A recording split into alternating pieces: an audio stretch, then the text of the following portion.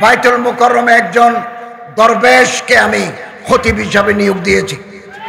100 কোটি টাকা খরচ করে বাইতুল মুকাররমকে আমরা নতুন করে সাজাবো। যেখানে ঢুকলেই, মসজিদের দরজার ভিতরে ঢুকলেই আল্লাহর মোহাব্বত বাড়ি যায়, নামাজের প্রতি মানুষের আগ্রহ জন্মে।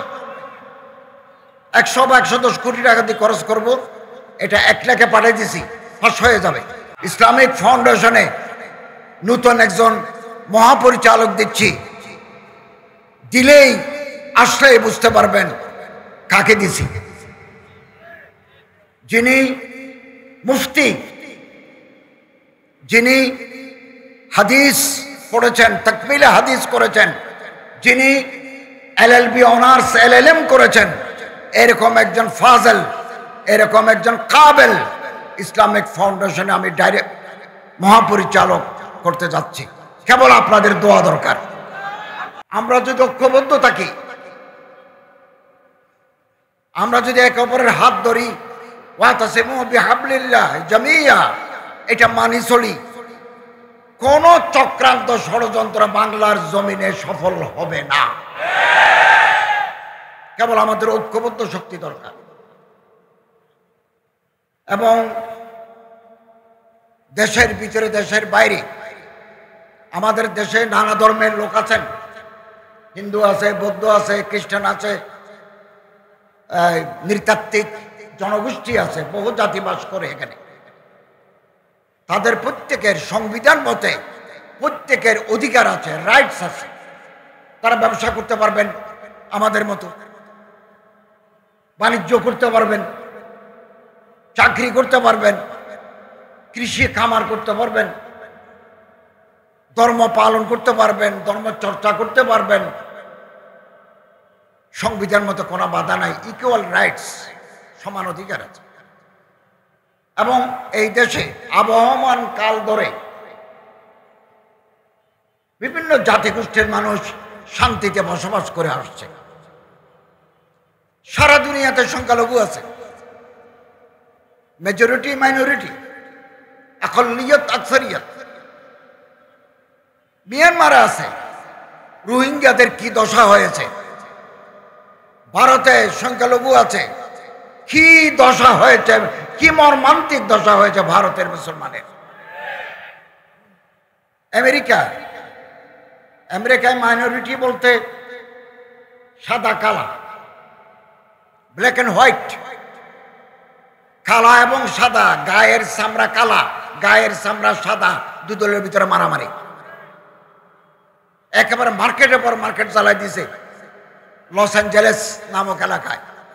অ্যাপারথাইড প্রবলেম, মানুষ মারা যায়। এরকম সারা দুনিয়ায়, দক্ষিণ আফ্রিকা, সারা পৃথিবীর তুলনায় বাংলাদেশের সংখ্যালঘু জনগণ শান্তি, স্বস্তি, আরামের ভিতরে আছেন। আমরা বারবার বলেছি, কোন সংখ্যালঘুর বাড়িঘর যদি কেউ আক্রমণ করে, কোন উপাসনালয় যদি কেউ অপবিত্র করতে চায়, আমাদের আইন শৃঙ্খলা, আমাদের পুলিশ আছে, আমাদের র্যাব আছে, আমাদের বিজিবি আছে, ল এনফোর্সিং এজেন্সিস আছে। আমরা মুহূর্তের ভিতরে তাকে চিহ্নিত করব এবং ধরে আইনের আওতায় এনে দৃষ্টান্তমূলক শাস্তি দেব। এটা আমাদের কমিটমেন্ট। আমরা দায়িত্ব নেওয়ার পরে খেয়ে বা কারা আধারের ভিতরে ঢিল মারে দিলে ধর্ম কি করে? আপনারা CCTV লাগান, ক্লোজ সার্কিট ক্যামেরা লাগান, তাহলে ধরা পড়ে যাবে কারা করে, ধরা পড়ে যাবে। এবং আমরা ধরছি, আইনের আওতায় আমরা আনছি, তাদের আইনের ভিতরে আমরা আনছি, বিচার করার চেষ্টা করছি। অতএব দেশের বাইরে ভয়েস অফ আমেরিকা একটা জরিপ চালিয়েছে বাংলাদেশে, আগের তুলনায় সংখ্যালঘু জনগণ কেমন আছেন। এদেশের 64% 64% মানুষ বলেছে আগের তুলনায় এদেশের হিন্দু, বৌদ্ধ, খ্রিস্টান, পাহাড়ি গোষ্ঠী আরামে এবং শান্তি স্বস্তিতে আছেন। তারপরেও বাইরে নানা মিথ্যা প্রচারণা চালায়। আমরা যদি ঐক্যবদ্ধ থাকি, ইনশাআল্লাহ আজিজ এই এই অসত্য প্রচারণা আমরা ব্যর্থ করে দিতে বাধ্য হব। আমরা পারবো ইনশাআল্লাহ একমাত্র একাত্মতা শক্তির মাধ্যমে। আমরা দায়িত্ব নেওয়ার পরে আমি হজের প্যাকেজ 1 লক্ষ টাকা কমিয়েছি। বাতের খরচ 40,000 টাকা যদি বাতও দিই তারপরে 70,000 টাকা কমিয়েছি। গতকালও আমি বিমানমন্ত্রীর সাথে কথা বলেছি আরো কোনো কমানো যায় কিনা, এবং আগামীকাল মন্ত্রী পরিষদের সভা ওখানেও তুলব কথা যে আরো কোনো কমানো যায় কিনা। কিছু কিছু আমাদের সীমাবদ্ধতা আছে। 3 পার্টে হাজিদের টাকা দিতে হয়, বিমান, ঘর ভাড়া, সৌদি আরবকে একটা টাকা দিতে হয়, মিনা মুজদালিফা আপনি থাকবেন, খাবেন, ওনার জন্য টাকা দিতে হয়। সব জায়গায় আমরা কমাতে পারি না, যেই যেই জায়গায় কমাতে পারি 1 লক্ষ টাকা কমিয়েছি, আরো কমাবার চেষ্টা করছি। যেই টাকা আমরা নেব ওখানে যদি 1000 টাকাও বাঁচে আমরা আবার হাজিদেরকে টাকা ফেরত দেব। এবং বিভিন্ন যে সিন্ডিকেট ছিল আমরা দায়িত্ব নেওয়ার পরে সিন্ডিকেট ভেঙে দিয়েছি। আপনাদের সহযোগিতা দরকার, আপনাদের পরামর্শ দরকার। আমাদের কাছে লিখবেন পরামর্শ, সহযোগিতা আমরা আপনাদের চাই। কওমি মাদ্রাসার সনদ, হাইয়াতুল উলিয়ার সনদ, এটা আগের গভর্নমেন্ট দিয়েছে। এখন এটার প্র্যাকটিক্যাল অ্যাপ্লিকেশন কোথায় কোথায় ওনারা খেদমত করতে পারবেন এটার জন্য একটা তালিকা করে আমি শিক্ষামন্ত্রীকে দেওয়ার জন্য প্রস্তুত করেছি। ওনার সাথে মুখে কথাও বলেছি। ইনশাআল্লাহ আজিজ আমরা দায়িত্বে থাকতে হাইয়াতুল উলিয়ার সনদ যারা পাবে তারা বিভিন্ন জায়গায় খেদমত করার সুযোগ পাবেন। আলজেরিয়ার রাষ্ট্রদূত, পাকিস্তানের রাষ্ট্রদূত, তুরস্কের আল মুআসসাসা দিয়ানা ওনাদের চিফ আমার সাথে দেখা করেছেন। আমি বলেছি কলেজ ইউনিভার্সিটির ছাত্রদেরকে আপনারা বৃত্তি দিচ্ছেন ভালো, আলিয়া লাইনের ছাত্রদেরকে আপনারা বৃত্তি দিচ্ছেন ভালো, কওমি মাদ্রাসার ছাত্র হাইয়াতুল উলিয়ার পাস করা ছাত্রদেরকে আপনাদের বৃত্তি দিতে হবে। ওনারা রাজি হয়েছেন। আমাদের কোন ছাত্র হাইয়াতুল উলিয়া থেকে ভালো পাস করে আলজেরিয়ার কোন ইউনিভার্সিটিতে যদি আরবি সাহিত্য, আল ফিকহুল ইসলামী, তারিখুল ইসলামী, মুকারানাতুল আদিয়ান, তুলনামূলক ধর্মতত্ত্ব এই বিষয়ে পড়াশোনা করতে চায়, আপনারা ইউনিভার্সিটি পছন্দ করবেন। তারা যদি আপনাকে নিতে রাজি হয় আপনার ভিসা সুযোগ সুবিধা আমি লিখে দিলে আলজেরিয়ার রাষ্ট্রদূত বলেছেন আমরা পাস করে দেব। মুআসসাসা দিয়ানা তারা কক্সবাজার, চট্টগ্রাম, ঢাকাতে বৃত্তি দেয়, কোটি কোটি টাকা বৃত্তি দেয়। এখানকার ভালো ভালো ছাত্র, গরিব মানুষ, তাদেরকে স্কলারশিপ দেয়। আমি ওনাকে অনুরোধ করেছি যে ভেফাক হাইয়াতুল উলিয়া থেকে যারা পাস করবে ওই লাইনের ছাত্রদেরকে আপনারা বৃত্তি দেন। উনি রাজি হয়েছেন। আমাদের একটা উদ্যোগ নিতে হবে। আমি চাই আলেম ওলামাদের সাথে কথা বলে যোগাযোগ করে তাদের সাথে যোগাযোগ করে দেব, তাহলে হাজার হাজার ছাত্র তুরস্কের মুআসসাসা দিয়ানার পক্ষ থেকে স্কলারশিপ পেয়ে তারা ভালোভাবে লেখাপড়া করতে পারবেন। ওয়াকফ আমাদের আন্ডারে, আমাদের মন্ত্রণালয়ের আন্ডারে। আমি একটু ভালো অ্যাডমিনিস্ট্রেটর দিয়েছি, খুব ভালো অ্যাডমিনিস্ট্রেটর দিয়েছি। শৃঙ্খলা আনার চেষ্টা করছি। আইনমন্ত্রীর সাথে কথা বলে হাইকোর্টে একটা আলাদা বেঞ্চ করতে যাচ্ছি। ওয়াকফের মামলাগুলো ওই বেঞ্চ দেখবে, 6 মাসের ভিতরে পুরানা মামলাগুলো নিষ্পত্তি হয়ে যাবে। ইসলামিক ফাউন্ডেশনের বোর্ড অফ গভর্নর্স করেছি, কালকে মিটিং করেছি। 15 বছরে যত দুর্নীতি হয়েছে আমরা এগুলো হাইকোর্টের একজন বিচারপতির মাধ্যমে, রিটায়ার্ড বিচারপতির মাধ্যমে তদন্ত করে দোষী ব্যক্তিদের বিরুদ্ধে আমরা ব্যবস্থা নেব। বাইতুল মুকাররমে একজন দরবেশকে আমি খতিব হিসাবে নিয়োগ দিয়েছি। ইসলামিক ফাউন্ডেশনে নতুন একজন মহাপরিচালক দিচ্ছি। দিলেই আসলে বুঝতে পারবেন কাকে দিছি। যিনি মুফতি, যিনি হাদিস পড়েছেন, তাকমিলে হাদিস করেছেন, যিনি এলএলবি অনার্স এলএলএম করেছেন, এরকম একজন ফাজেল, এরকম একজন কাবেল ইসলামিক ফাউন্ডেশনে আমি ডাইরেক্ট মহাপরিচালক করতে যাচ্ছি। কেবল আপনাদের দোয়া দরকার। সব কাজ গুছিয়ে আনতেছি এবং মন্ত্রণালয়ে একটা গতি আনার চেষ্টা করছি। আমাদের ইমাম প্রশিক্ষণ একাডেমি আছে বাংলাদেশের 8 জায়গায়, 45 ব্যাপী ট্রেনিং হয়। আপনারা ট্রেনিং দিবেন, অনেকে ট্রেনিং দিচ্ছেন, আলিয়া লাইনেও আছে, কওমি লাইনেও আছে। আমাদের 45 দিনের ট্রেনিং যারা নিবেন, 15 টাকা হারে যদি তারা চাঁদা দেন ওই ইসলামিক ইমাম প্রশিক্ষণ একাডেমিতে, আপনাকে আমরা ছোটখাটো ব্যবসা করার জন্য একটা ছোট অঙ্কের টাকা কর্জে হাসানা হিসাবে দেব। সুদ দিতে হবে না। আপনারা যে টাকাটা দেব, আপনি একটা নির্ধারিত কিস্তিতে আমাদের ফেরত দিবেন বিনা সুদ, কর্জে হাসানা। আর আপনি যদি অসুস্থ হয়ে যান, ক্যান্সার, আলসার, লিভার সিরোসিস এ জাতীয় কোনো মারাত্মক রোগে আক্রান্ত হন, আমরা আপনাকে এককালীন দেব। কোটি টাকা আমরা বাজারে দিয়েছি, কোটি টাকা সুদ মুক্ত। এবং এই যে টাকা আগে আমরা দিতাম, এটার সংখ্যায় কম। আমরা আগামী মিটিংয়ে এই সংখ্যা আরো বাড়াবো। এবং আমাদের মসজিদ ভিত্তিক গণপাঠাগার আছে সারা বাংলাদেশে। কিছু অনিয়ম আছে, অনিয়মগুলো চিহ্নিত করছি। আমাদের মডেল মসজিদ আমরা তৈরি করব 560টা মডেল মসজিদ। এক একটা মসজিদ বানাতে আমাদের খরচ হয় 15 থেকে 19 কোটি। 350-এর মতো হয়ে গেছে। 50টা আমরা উদ্বোধন করাবো, আমাদের চিফ অ্যাডভাইজারের মাধ্যমে উদ্বোধন করাবো। বাকিগুলো আমরা তৈরি করছি। এগুলো টাকা দিয়ে আমরা তৈরি করে গৃহায়ন ও গণপূর্ত মন্ত্রণালয়। মাঝে মধ্যে একটু অনিয়ম হয়, ছাদ থেকে পানি পড়ে, ভালো করে এসি চলে না। আপনাদের এই নরসিংদী জেলায় প্রতিটি থানায় আমাদের একটা করে মডেল মসজিদ আছে। কোথাও যদি কোনো ত্রুটি বিচ্যুতি থাকে, আপনারা আমাদের লিখুন। তদন্ত কমিটি গঠন করেছি, টিম এসে এগুলো দেখবেন, যারা দোষী তাদের বিরুদ্ধে ব্যবস্থা নেবেন। এভাবে বিভিন্ন সেক্টরে আমরা কাজ করে যাচ্ছি, বিভিন্ন সেক্টরে। এবং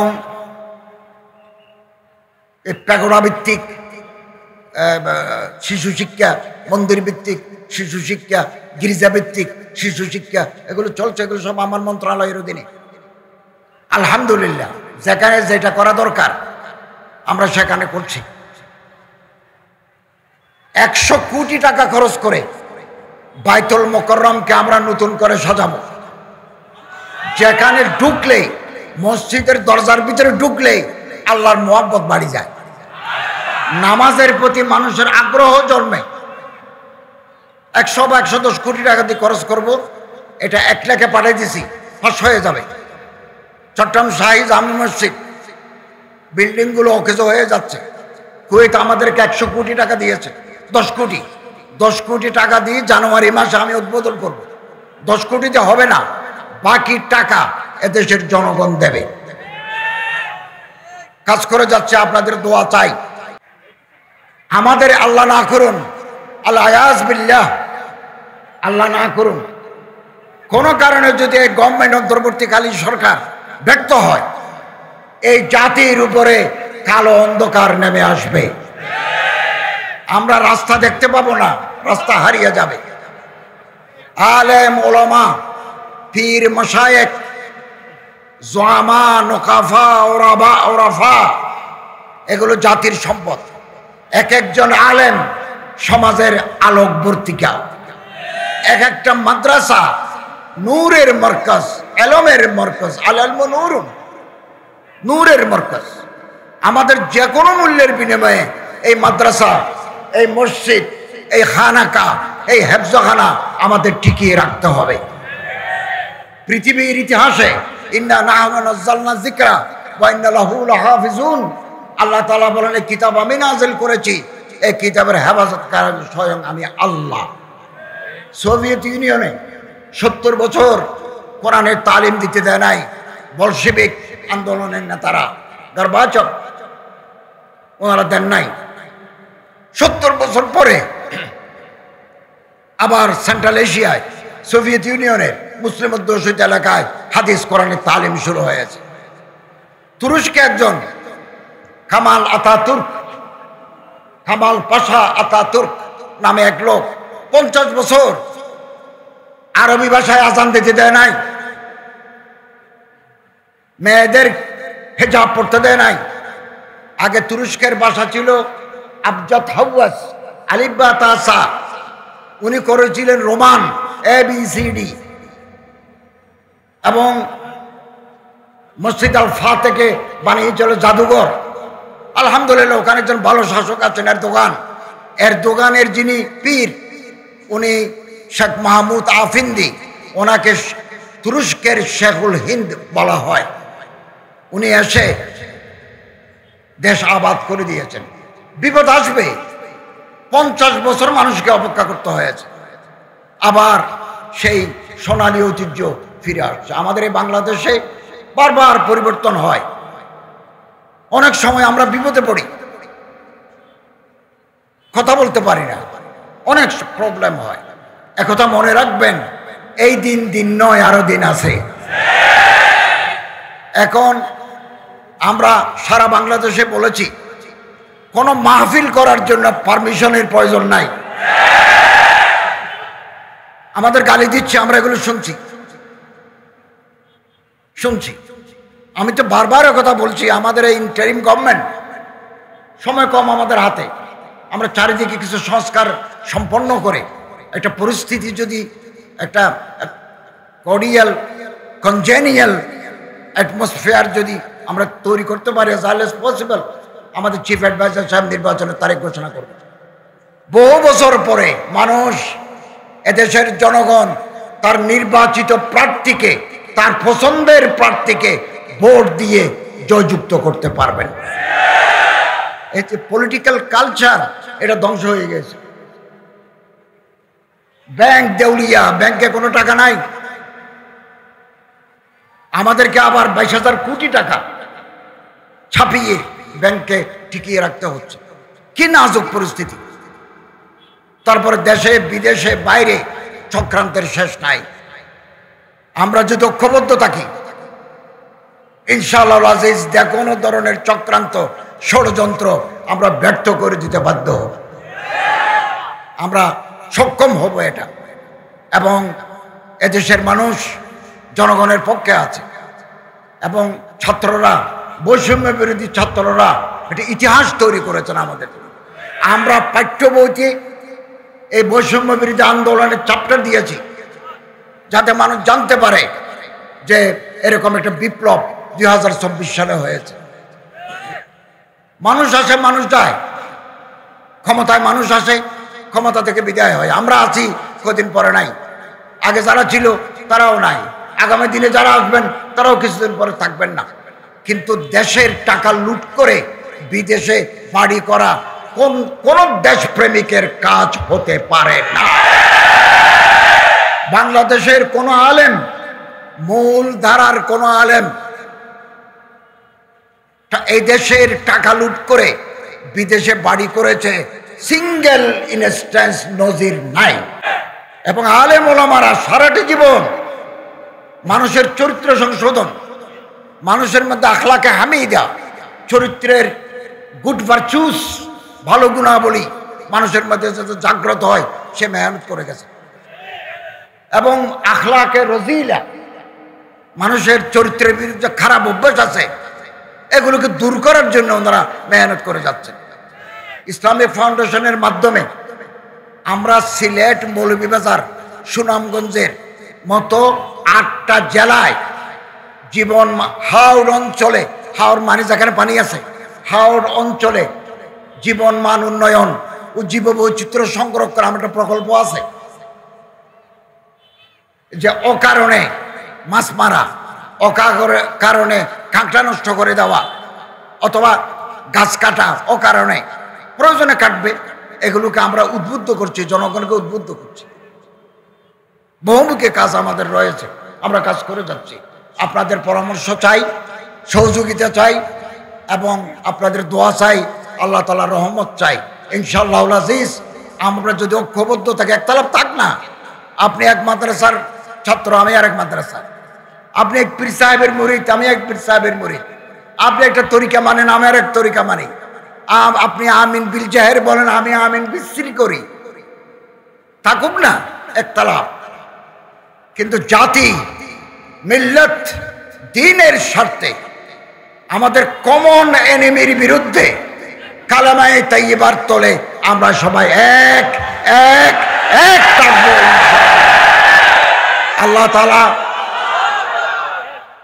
তাআলা আমাদের তৌফিক এনায়েত করুন, আমিন। ওয়া আখিরু দাওয়ানা আলহামদুলিল্লাহি রাব্বিল আলামিন।